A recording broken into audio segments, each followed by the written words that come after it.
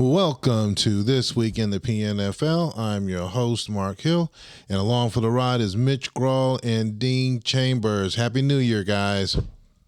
Yeah, happy New Year to you too. Hey there. To everyone out there listening to the show. All right. So The we millions have... and millions of our fans. That's right. Yes, all 3 million of them. So we had our Week 15 games. We are coming down to the final week of the regular season. We're going to run through the games that we had. There was a real good game that we had. We'll talk about that. Some close ones. And definitely, hopefully, the picture's gotten a little bit clearer as far as us going into the playoffs. We're going to talk about that in our middle segment, and then we're going to round it out with our upcoming predictions for the Week 16 games, final game of the season. So, if you guys are ready, we are going to go ahead and kick this thing off.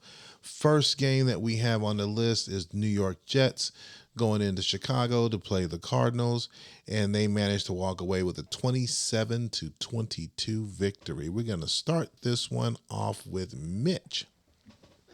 All right. Well, taking a look at this game, I think it lived up to the hype. I think everyone was expecting a strong competitive game here. If I'm Chicago, I'm walking away thinking, if Rauerwasser, or however else his name, if he could make a couple of those field goals that he missed, I'm walking out with a 28-27 win. Because, stat lines, you look at them, you'd have thought that was the case, but, the late in the game, clutch rating for New York came through, and they flew back to New York with the victory. All right. Dean. Yeah, Chicago did everything in this game but win. And, I remember that last scoring drive, the Jets were down, and it seemed like they needed a couple third down conversions, 1 or 2 fourth down conversions, because all throughout this game, the Chicago defense is very tough and was stopping the Jets at times. And in that drive, it seemed like on many of those plays that the Chicago defense was going to shut them down and the Jets were going to have to punt and Chicago would hold on to the win. But even a couple times it looked like the Jets needed a miracle play to pick up a first down and keep the chains moving, and they did.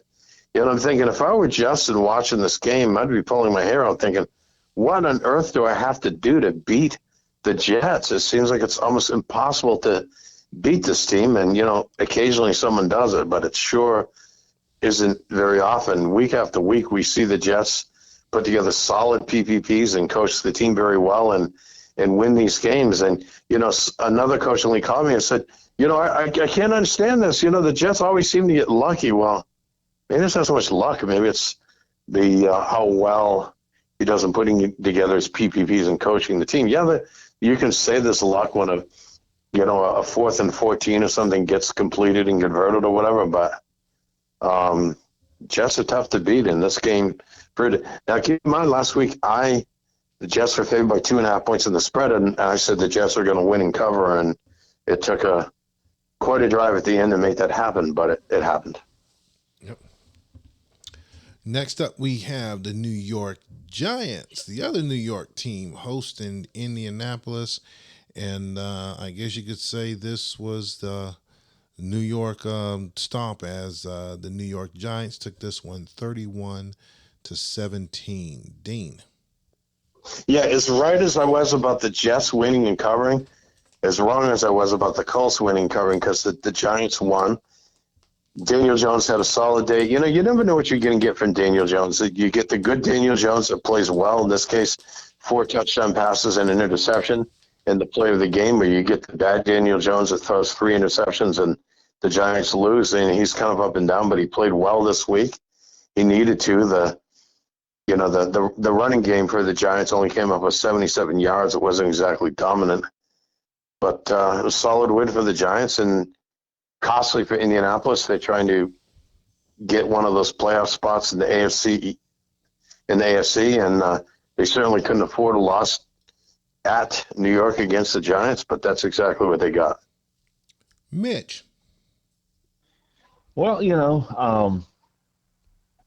it's interesting here. Jordan Love, another healthy scratch this week. Pickett, getting the start.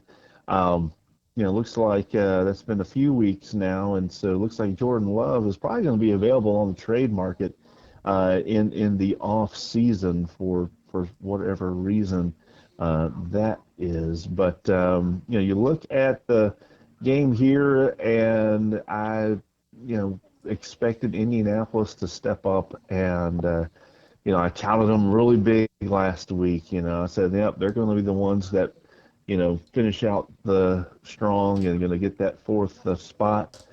Well, now I have no idea who's going to get that fourth spot. So tough loss for sure, but they still have something to play for.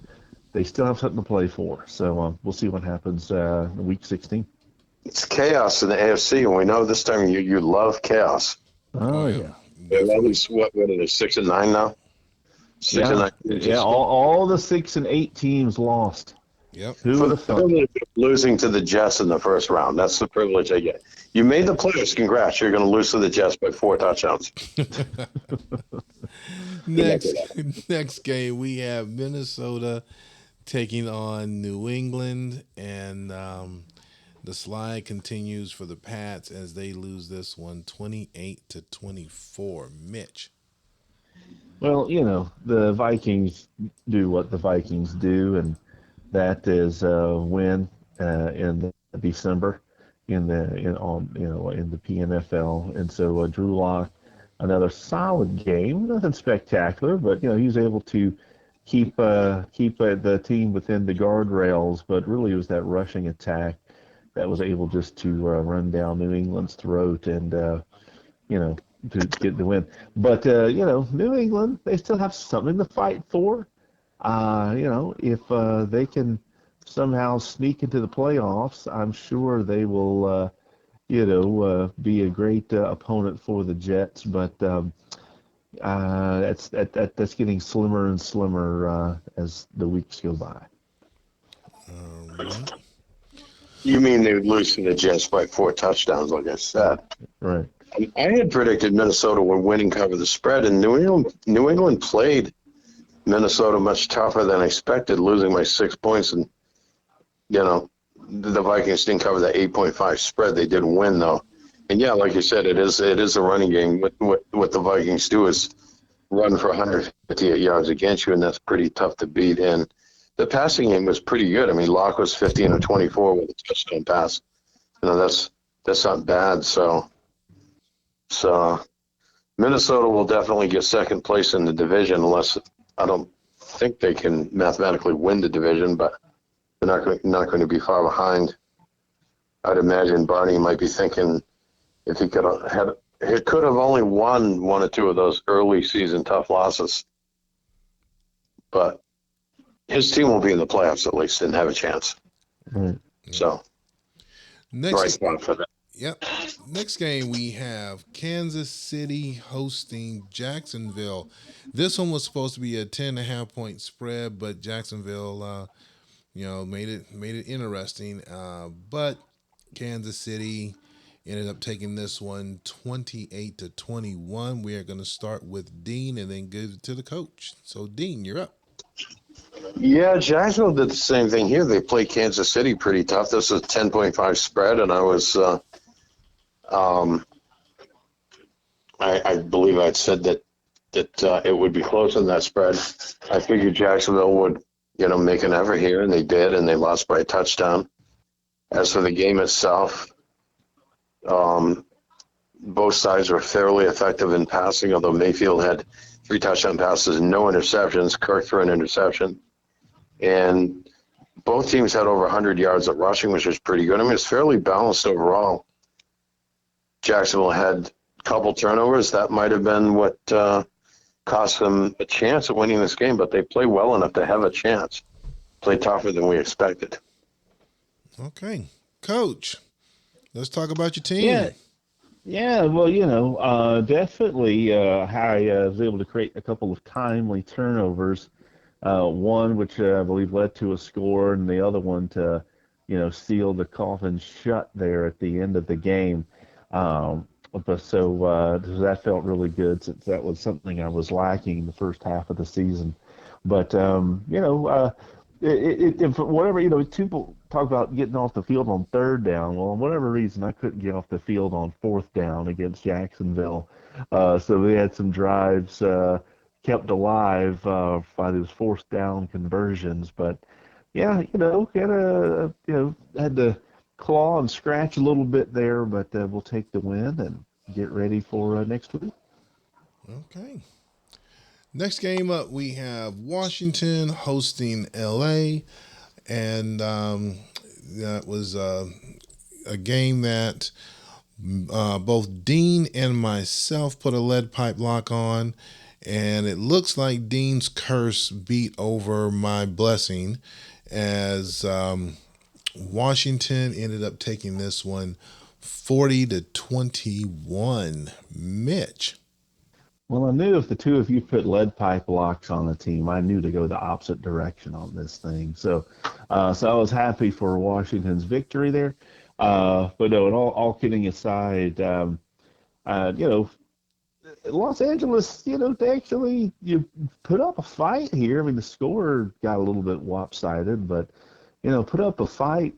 Prescott had a strong game as far as yards and touchdowns. He did have those two untimely picks that he had out there, and you throw in two picks and a fumble, and the Redskins played a clean game. Had won the turnover battle 3-0, which has been kind of the MO all season for Washington. They're leading the league in turnover margin as well as interceptions. So this kind of fit into what Washington's formula has been all year: create turnovers, keep the ball within the guardrails on offense, and sometimes it's a big win, sometimes it's a smaller win, but either way you look at it, it's a win. So good game for the Redskins. Dean. Yeah, the Chargers didn't play as badly as the score would indicate. They played pretty well other than the three turnovers. It's not that the Chargers played badly. It's just Washington played very well. I mean, Jerry's team did what they do and did it very well and pretty much did just about everything right. I mean, they ran for 149 yards. They had a solid passing game, and most of the touchdowns were scored on the ground running. Yeah. And they just don't forget that pick six that they had. So yeah. Yeah, so Washington just played very well in this game to win. It's not that the Chargers played poorly, and I never bought this idea that Steve's team was quote tanking. I think he just said that out of frustration, and I think he still continue to put the effort in. But sometimes you put the effort in and you don't win. No one wins every game, and Washington was just clearly the stronger team in this game. Well, I mean, you take away that pick six, and then you give, you know, the Chargers the 3 points from the missed field goal. I mean, hey, it's 33-31, and wow, we're talking much different right now. So, Right. Okay. Next one that we have Pittsburgh hosting Las Vegas. And I don't know if you want to call this one shocker. I think Vegas was, no, Pittsburgh was projected to win on this one. So I guess you would call it upset as Vegas took this one 21-10. Dean. Yeah, what have I been telling you folks about the Raiders? They played pretty strong in this game. I had predicted last week the Raiders are going to win. They did. They controlled the clock for 42 minutes. They ran for 169 yards. The player of the game was a backup cornerback who could well be on one of those expansion teams if we expanded. But, sometimes even the unlikeliest player plays well and is player of the game. It's just a solid overall effort by Las Vegas. And Pittsburgh is kind of looks to be falling out of contention for a playoff spot with the way they played the last couple of weeks. Mitch. Yeah, I'm not sure what to think about Pittsburgh. I mean, I mean, a team that beat me, a team that beat the Jets. They've had a couple other, what you might consider big wins this year, but then they've also been absolutely blown out by teams you would expect them to beat. And this game here, I wouldn't call it a blowout, 21-10, but my goodness, only not even 200 yards of offense. Granted, he only had the ball 18 minutes, but yeah, I'm not sure where Pittsburgh's at right now. But here's the thing that catches me here in this game is that yeah, absolutely, Las Vegas controlled that clock and was able to bleed it and whatnot. But you know, Las Vegas had 48 pass attempts. All right, 48 pass attempts and only gained 164 yards passing. 32 completions and Hmm. only 164 yards pass. I mean, So what's that? Less than barely, not even barely 5 yards of completion. it's Oh a ball my control passing game my designed to get you 40 goodness, minutes of time in possession. That's what my it is. But it can work. gosh! I mean, that is. I mean, I don't know. Might as well just run the ball. I mean, goodness, he gained more rushing than he did passing for crying out loud. But But Hmm. that's the out, though. That's why he gained. You can't get 42 minutes time possession without consistently moving the ball. So, yeah, you could say it's short yardage per completion, but it moved the ball. It worked. Now, I can tell you why Pittsburgh has been up and down and unpredictable as they are. When I scouted them for my game, their profile is very different. They do things very differently than your average team. So it's very different. And I think when you do something as unorthodox as they do in the profile, it will win you games at times that you maybe shouldn't win and sometimes lose a game that you should win. It's very unpredictable. And the mistake that I made when I played Pittsburgh is I kind of responded and said, well, this profile is very different. I'm going to do some very different things in my profile to counter that. And a lot of what I did didn't work out very well, and Pittsburgh won the game. I wouldn't say it was a blowout, but it was a pretty big win. So I think that's the nature of that, whereas a lot of teams do things that you think are a bit more conventional, but generally work even against teams that might be expecting that. I mean, sometimes there's something to be said for doing something that works, even if it's expected. It could still work if you do it well. And when you do some kind of experimental things, you could get great results or you get really bad results. It's very unpredictable. And I think that's why Pittsburgh has been as up and down as they have this season. Hmm. yeah, probably right. Next game we have San Francisco hosting Detroit, and San Francisco is continuing their march into the playoffs as they walk away with a 34-18 victory. Mitch. Detroit. After that 8-4 start, um, completely falling apart. They now lost three in a row. They're on the brink of not making the playoffs, and this was not a good game for them. Um, however, Charlie and the boys continue to kind of plug away. Burrow another three touchdowns. We've got Air Charlie still going on right now, but um, I don't know Detroit. I think Detroit has been hoping others would lose versus them winning, and right now, like I said, they are on the cusp of going from 8-4 to out of the playoffs here if New Orleans can pull off a victory this week. So Yep. Dean. When your team played Detroit, Mitch, when your team played Detroit at 8-4, I believe you were both 8-4. yeah, That that curse that you had from last season, where you went 0-4 in the last 4 weeks, you I passed it to gave him. it to Detroit. Yeah, you gave it Yeah, to him. I passed it to him. Yeah, You did. Yeah, you absolutely did. And I was um, glad to get rid of that. well, Charlie might have passed him one too, because remember, Charlie at times has kind of lost a few games late in the last 4 weeks of the season, and he's not doing that this season. It's clear that the 49ers are going to go to the playoffs this season. So Well, hey, well, yeah, hey, if if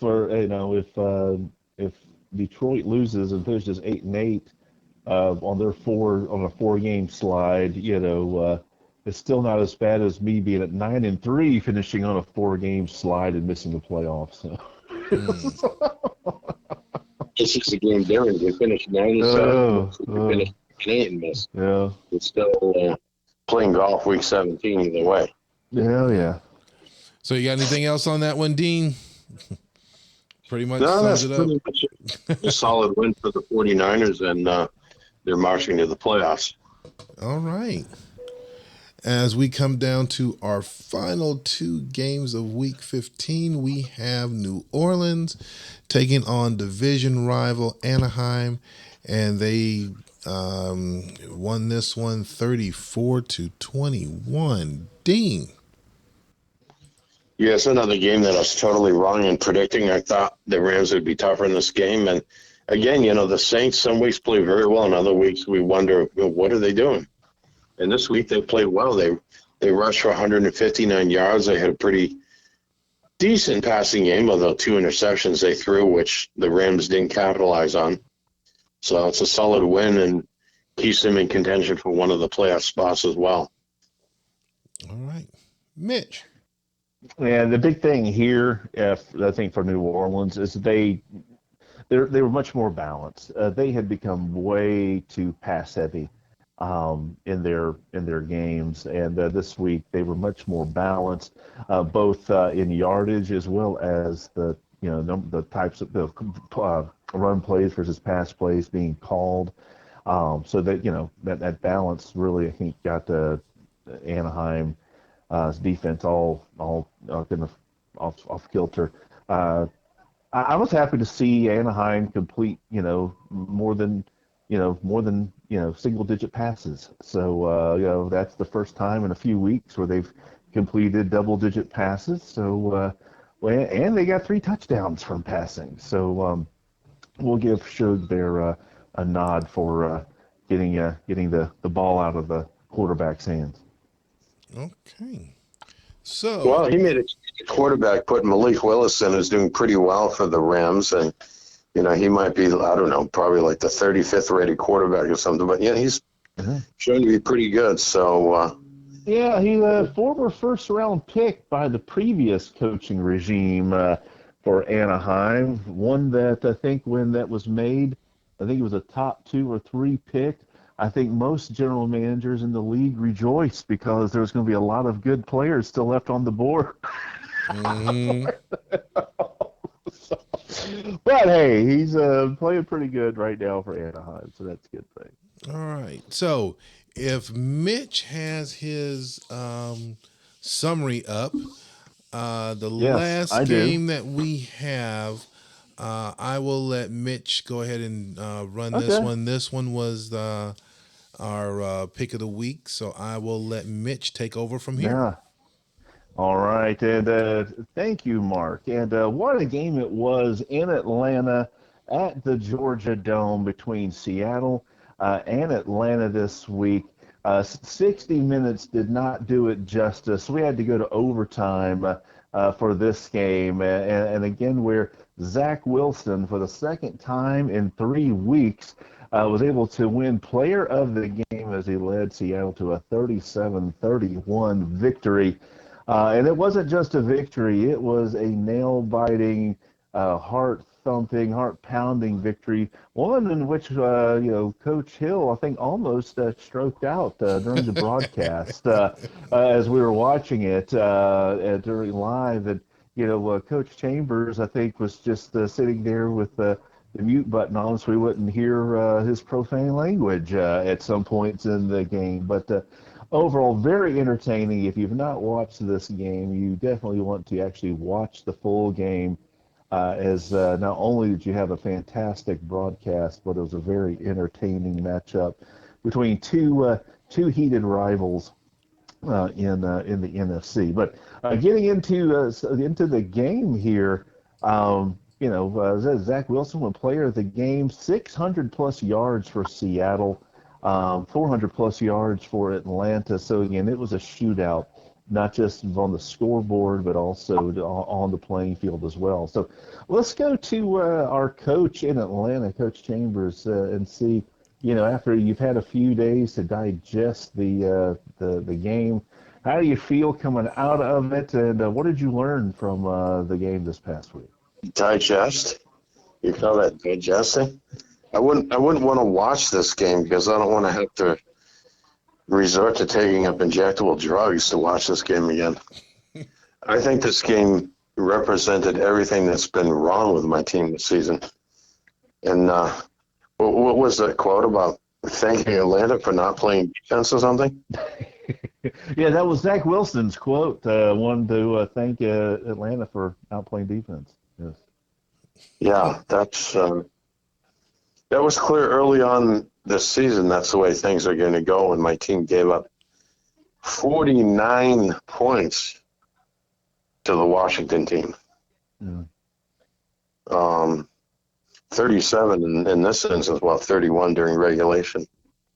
And then not stopping the Seahawks in that overtime drive that they scored on. There's just no defense there. The defensive players are just worn out. I mean, they were, ready to hit the locker room and, go into the saunas or whatever. They were spent. They've been spent this whole season. I mean, the season is spent. So we're looking forward to the season. Well, yeah, Atlanta sounds like Coach Chambers is ready for the draft and rebuilding that roster. But a team that is still flying high and feeling good, the Seahawks. So Coach Hill, you got a hot quarterback right now. He's a bit on a heater. He's had multiple 400-yard plus games here over the last few weeks. Player of the week honors a couple of times. 600 yards of offense, 41 minutes. Granted, we did have some that go into overtime there, right? But still about 14 minutes more of possession. Some might go, gosh, how in the world did you only squeak that out in overtime there? But Coach Hill, tell us about your thoughts on the game.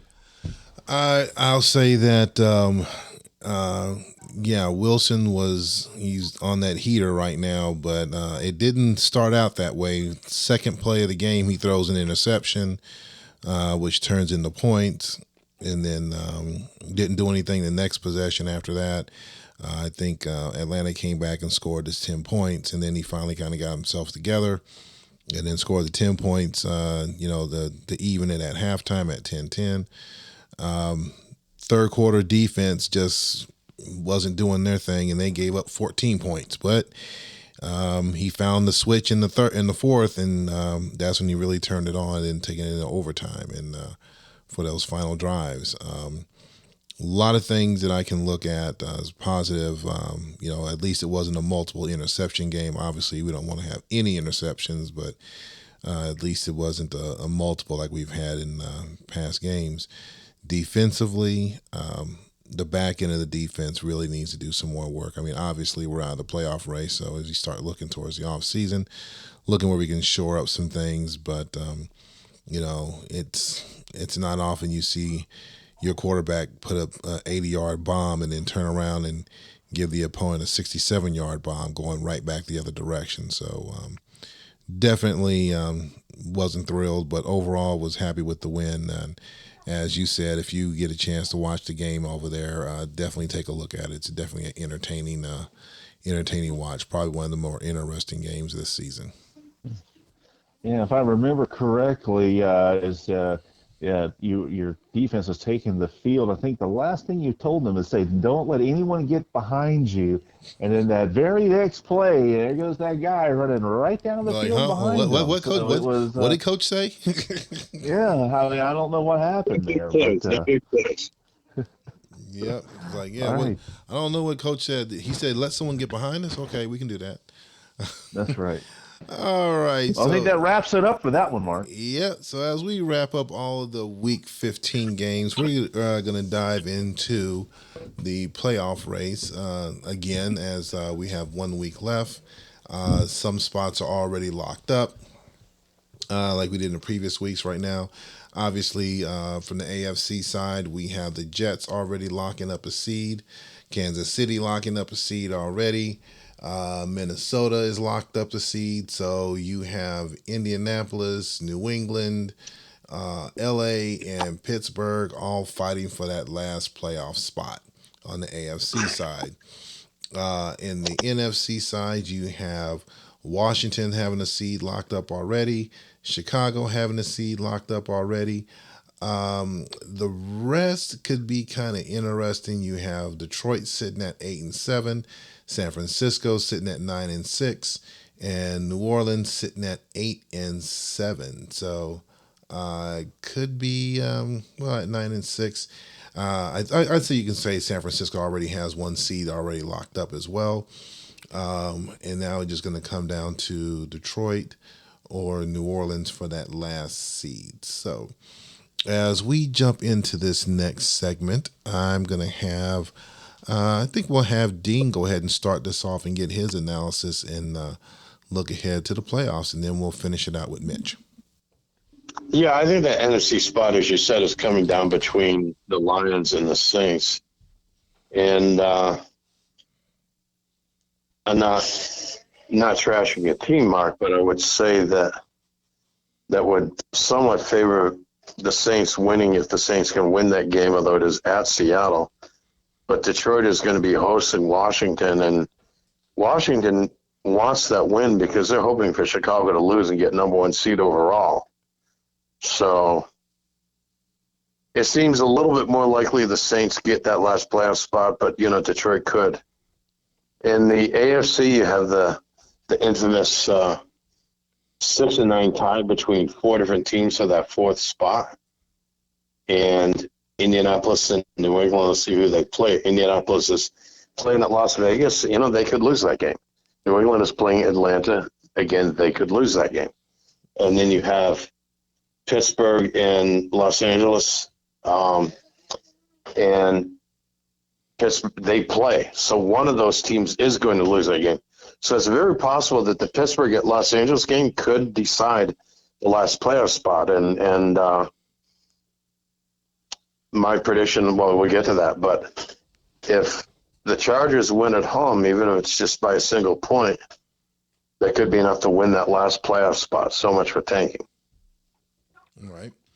Well, as before I jump over to Mitch, you mentioned New Orleans. If I'm not mistaken, New Orleans has already lost to Seattle once already. Not trying to stir up any mess there, but it could. They don't want to go 0-2. It could happen again. Back out in the playoffs in the process of doing it. And what do I always tell you? Misery loves company. So there's nothing better than taking down a team that's playoff bound and making them sit at home.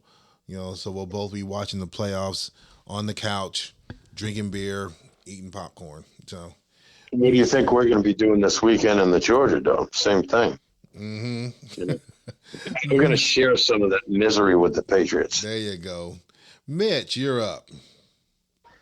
Well, yeah, I mean, I think the two key games that's going to, the ones that are going to matter the most here is going to be that Pittsburgh LA game.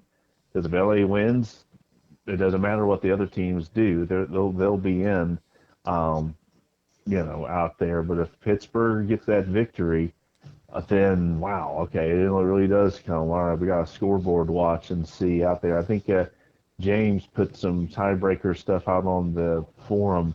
But I know the one thing for sure, if LA wins, they're in. If they lose, then it's a lot of scoreboards to watch. For the NFC, yeah, I mean, it goes the same kind of thing. It's going to go down to that Detroit, the Detroit Washington game. If Detroit wins, they're in because they got the tiebreaker over New Orleans. As even though they've been kind of fumbling around, they do control their own destiny here. And so if they can win, regardless of what New Orleans does, they'll be in. However, yeah, if Washington goes down, yeah, New Orleans Yeah, they play the Seahawks, which on paper, should be a more winnable game than Detroit has against Washington. But Seattle, they've got a gunslinger at quarterback right now, and that's not going to be a gimme for New Orleans. But if they were to win that, and Seattle, Detroit get beat by Washington, yeah, they're in. So um, I guess the sad thing is that we're going to have another below 500 team in the playoffs again, and this will be, I think, the two out of the last 3 years we'll have a below 500 team in the playoffs, and so we gotta step it up out there a little bit, So So anyhow, two out of those three, are all three. I thought New England got in at 7-9 one season recently. they did, yeah. So I was talking about they did 2 years ago, yeah. So I mean Did we have one last season, or do we not have one last season? no, we didn't have a losing team in the playoffs last year. Do we have an 8-8? Like I know the AFC. Um, I was 9-7 and didn't make the playoffs. So so I know that Oh, wasn't that's the right. case. The But I Giants were think 8, the Giants were 8-8. Yeah, the Giants were 8-8. Yeah, and they could have gotten in at 7-9.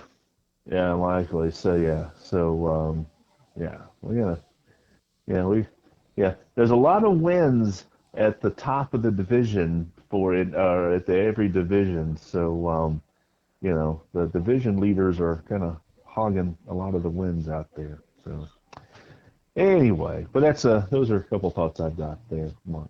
All right. So, as we've touched base on that, I think I tend to look at it a little bit different. I think the New Orleans Seattle game is definitely going to be a key game to watch. On paper, it looks like New Orleans should beat Seattle, but as Dean says, not so fast. So I think that would be one of them. The Detroit Washington game is definitely another one you got to be able to look at for that last spot. And I'm definitely curious out of this 6-9 hodgepodge that's going on out there in the AFC side. So a lot of good games to watch this week. A lot of key games to see how all this is going to shake out. So, and then we will move on. As I'm thinking about this, Mark, I know that Washington and Detroit tend to be, from what I understand, teams that have their PPPs in a little early. So might be worth reaching out to these coaches, see if they'd like to have be on Friday Night Lights this week. Yeah. I was thinking something else too. Looking at the standings, and Mark, your team is 6-9. Just think if you were still in the AFC like you used to be, and you were 6-9, you'd be part of that whole 6-9 situation out I'd be there. in that 6-9 hodgepodge along with everybody else. Yeah. Or you'd be 4-11 right now. Well, I know for a fact Mitch wouldn't be sitting at 11-4. That's right. It'd be 12-3. Nope. You might as well try 9. 9-6. He'd be 9 I and mean, 6. I'm missing 4 victories without you two in the division. I mean, come on. No. Yeah, not so fast. That's right. Not so fast. On paper, maybe, but you know what paper is worth. That's why we play The games. game. That's right. Play the game. So, all right. So we're gonna pivot this over to the Week 16 games and wrap this thing up. So going into Week 16, the overall prediction ratings right now, Mitch is sitting at 90-45. I'm sitting at 75-60, and Dean is sitting at 64-71. Lead pipe locks, I'm sitting at 10-5. Mitch is sitting at 8-7, and Dean is sitting at 6-9. So after this week's games coming up, we will give our final readings on that one, and then we will go ahead and do our lead pipe locks for the playoffs. So that'll be a little bit shorter and much more interesting. So. Yeah, my prediction is absolutely deplorable this season. Yeah. Hey, that's why. Hey, every once in a while, sometimes you're the car, and sometimes, or you're the bug, or sometimes you're the car. Take your pick. So Going into the Week 16 games, first one on the list, we have Las Vegas hosting Indy. They are giving Indy 4.5. We are starting with Dean. Yeah, I was kind of unsure about this, and I could end up wrong. And I think the Colts will win and probably cover, but, I wouldn't be surprised to see Las Vegas win this game, but I'm predicting the Colts will win. All right, Mitch. I'm actually going Colts as well. I think I just don't see Las Vegas being able to score 21 points, averaging 5 yards of completion against Indianapolis. So I'm going to take the Colts. I will go ahead and round that out and pick the Colts as well. I think they're fighting for something. I also know too the way I feel. That misery loves company thing we just talked about. I think Vegas is going to try and do that, but I think they're going to come up a little bit short.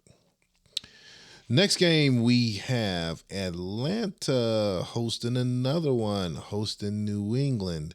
They are giving New England 6.5. New England needs to have this. Dean wants to play spoiler. You're up, Mitch. Well, yeah, I have to be careful and balance out who I think's going to win versus who I hope wins, because this game does have a lot on my draft position coming up in at the end of the season. But despite the fact that I need Atlanta to lose to secure a top two pick, I think Atlanta's going to win this game. And I actually think they're going to. I think they're going to win by double digits. I don't think it's going to be close. I think Atlanta's going to blow them out. So I'm taking Atlanta. All right. Dean. Yeah, we're going to be very generous and share that misery with the Patriots in this game. Okay. Normally I would go ahead and ride with New England because I think because I know New England needs this. I don't know what Mox is what Mox is going to do this week. He's on a 3-game skid. I have no idea, and that by not having that confidence, I got to lean towards Atlanta this week because I have no idea what's going on out there. So I got to lean towards Atlanta this week as well. Well, something has to break because the Patriots have a 3-game losing streak and the Falcons have a 4-game losing streak. So unless it's a tie, Yep. both teams can't lose.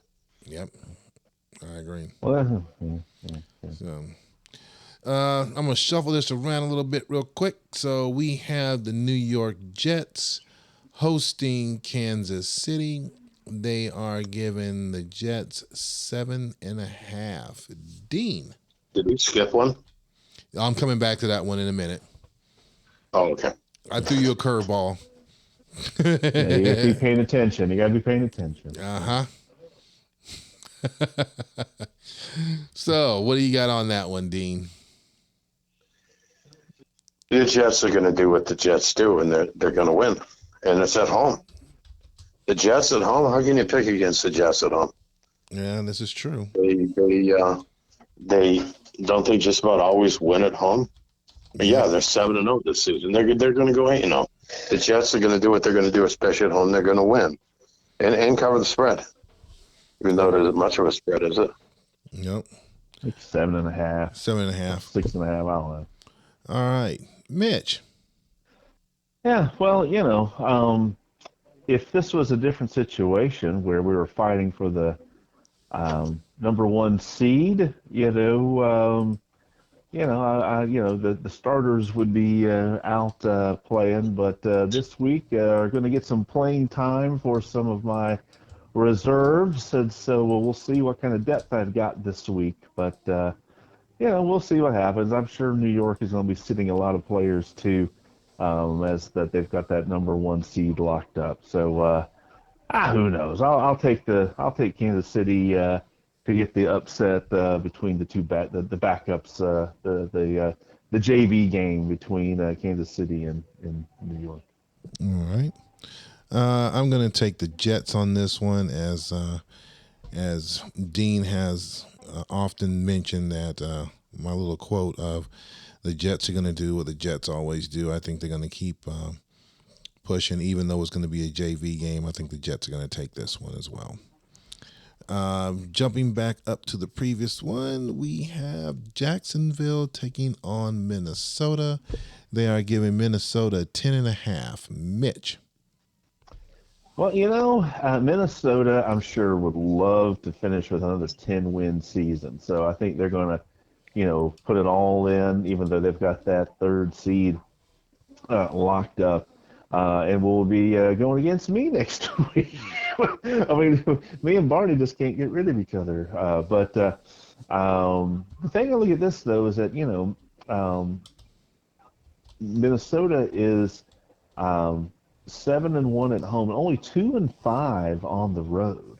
This game is in Jacksonville. However, Jacksonville is only 1-6 at home, so I don't think that's going to matter. So I'm going with Minnesota to win the game. All right, Dean. Yeah, this is the game this week you want to bet on. You want to put all your money, take out your third mortgage, all of that stuff, drain out your savings account. And I'm putting a lead pipe lock on this. Minnesota is going to go into Jacksonville, and they're going to win and cover the spread. It's not even going to be close. They're going to destroy Jacksonville. So lead pipe lock, Minnesota wins. All right. I have nothing else to say on that one. Minnesota. Yeah, that's all I got to say about that. That's all I got to say about that. Mitch, give me one of your pom poms. So there you go. Yeah, I mean, yeah, Minnesota for the Minnesota for the 10th win. Yeah, Should be back. I think they won 10 last year, so it should be back-to-back 10-win seasons for Minnesota. So nice job. Yep. Next game we have LA taking on Pittsburgh. They are giving LA 6.5. Dean. Yeah, this is going to be a tough game. It's going to be very close. I don't think the Chargers are going to cover that spread, but I think they are going to pull off a tough win at home and get into the playoffs just barely. And, so much for the tanking. The team is not tanking. I've never believed that the team ever was tanking. I think their head coach was a little frustrated off that loss. And, it's not like the time when Mike Ditka lost a frustrating game and he said, this team will not win another football game. That turned out to be true. In this case, it wasn't true. They didn't tank. So Chargers win at home and get in the playoffs. All right. Mitch. Well, all right, maybe they don't tank. Maybe they did. All I know is that since that Jacksonville game when Steve said that he was done out there, they then got crushed by Las Vegas, then turned around and destroyed Pittsburgh, then got crushed by Washington. So I don't know what the heck's going. Here's what I think is going to happen, though. As much as Steve has tried to throw in the towel, tried to, tank the season and quit, the other teams in the AFC have been so bad they won't let him quit. So I think Steve's just going to say, to heck with it. I'm going to come out here. I'm going to destroy Pittsburgh and get in the playoffs, and we're going to see what happens. And so you can put that as a lead pipe lock. Los Angeles is going to beat Pittsburgh, and they're going to walk into the playoffs. Okay. Are you predicting they're going to cover the spread? Absolutely, they're going to cover the spread. Wow, you're really bullish on them. Okay. Mm-hmm. Oh yeah, they're going to. Yeah, Pittsburgh is so unpredictable, and right now they're a mess. So I'm going Los Angeles big. Steve puts the full effort into it, like he did playing me in the Super Bowl. He could easily beat Pittsburgh. Well, he beat Pittsburgh 47-14 2 weeks ago. So I think he's going to come out and do it again. You may be right. Yeah. Okay. Okay, that was Mitch. Dean, what do you got? Oh, wait, we went through all of them. Yep, went through all. Let's see. No, I'm the last one up. Okay. Yeah. So he's taking New England. He's taking New England. I am, I got to take up what you guys said earlier about him tanking. I think it was out of frustration. I think he needs this victory. Um, and I'm going to go with LA on this one. I don't think they're going to destroy Pittsburgh, but I think he's going to be like, you know what, I'm still in it. Heck, let me just go ahead and do what I got to do and jump into the party and then see what happens after that. So definitely going with LA on this one.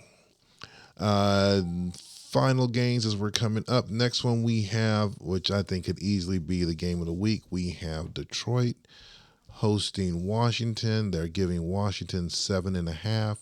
Detroit needs this game. Washington does not. Mitch. Washington. Washington's going to win this game. Um, they're going to win. Detroit is going to complete the choke and finish 0-4. So I'm thinking Washington. Washington, are they going to cover the spread? I don't even know what the spread is. What is the spread? 7.5. No. Okay. Dean. Well, for once we agree. I think Washington will win this game. I think they'll be the tougher of the two teams, but they're not going to cover the spread. You know, Detroit will play them tough, but fall a little bit short. I could see Washington winning by 2 or 3 points. I could see like I don't know, maybe a 22-20 kind of game, something like that. Yeah. Okay. A couple of 2-point conversions involved, among other things. Be close, but Washington wins. Well, so the team with that's leading the league in interceptions, takeaway interceptions, that would be Washington, is going against the lowest rated pass offense in the league. So that some fireworks could happen in this game. well, like I said, I know Detroit needs this. Will they get it? I don't think so. I hate to say that, but I don't think so. I think Washington's going to take this one. And not only that, I'm going to put my lead pipe lock for this week on Washington to defeat Detroit. The spread, I think, will be much tighter. It'll probably be maybe by, I don't know, 3 points or so. But in the end, Washington's going to prevail. And I think probably push Detroit out of the playoffs, or at least make it much more interesting for the game coming up later on. Next game we have San Francisco hosting the Giants. Charlie's doing his thing. They are giving San Francisco 9.5. Dean. Yeah, last season these two teams played late in the season, and the Giants won, and that enabled them to get in the playoffs. And, Sean's Giants always play the 49ers tough, and he plays Charlie tough. So I think that's going to make this game close, but that's why San Francisco is going to win, but they will not cover the spread. Okay. Mitch. Ooh. Yeah, Charlie doesn't really have anything to play for, so I don't know how much time he'll put into this. I'm sure it's going to be the JV 49ers. I'll take 49ers, but I think it'll be closer than the spread. All right. I'll continue the trend. I will go with the 49ers as well. Charlie will put something out there. It's not going to be his best. I think he'll probably throw something out there basic, and as he preps up for the playoff run. So next game we have coming up, we have Seattle hosting New Orleans. This is another big game, I think, as New Orleans is fighting for a playoff spot as well versus Detroit. So they are giving New Orleans 8.5. Mitch. And New Orleans, they know Detroit's going to lose. And so they know if they win, they're going to be in the playoffs. And so I say New Orleans, especially after seeing how they adjusted and went back to a more balanced approach on offense. I think they're going to beat you, but I think you're going to keep it. I think you're going to keep it respectable and tighter than the spread. All right. Dean. Yeah, I have something to point out here. If you look at the beginning of the season, We started off with the Saints playing the Falcons, and that game went into overtime, and Atlanta won by a touchdown in overtime. So you would say that the team that beat the Saints and lost to the Seahawks, therefore Seattle should beat the Saints? I mean, that logic makes sense, but again, that's on paper, and that's why we play the game. I think Seattle will play tough at home, but I think Zach Wilson is going to find it's a little bit tougher playing against the Saints defense than my defense. And the Saints can be heavily motivated to get that last playoff spot and hope for that Detroit loss with Washington. So I think the Saints are going to win, but they won't cover the spread. Okay. Well, as Dean would say, not so fast. I think, as I said earlier, misery loves company. So even though I don't have another chance at a playoff thing or a spot, my motivation is going to be to make it much more interesting and hand them another loss to make to end their season at 8-8, and then let the chips fall where they may from there. So you know where I'm going with. Go Hawks. Last game we have Chicago hosting Anaheim.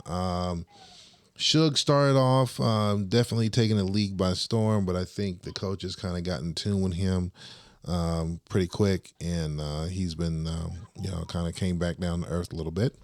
Right now, they are giving Chicago 14.5.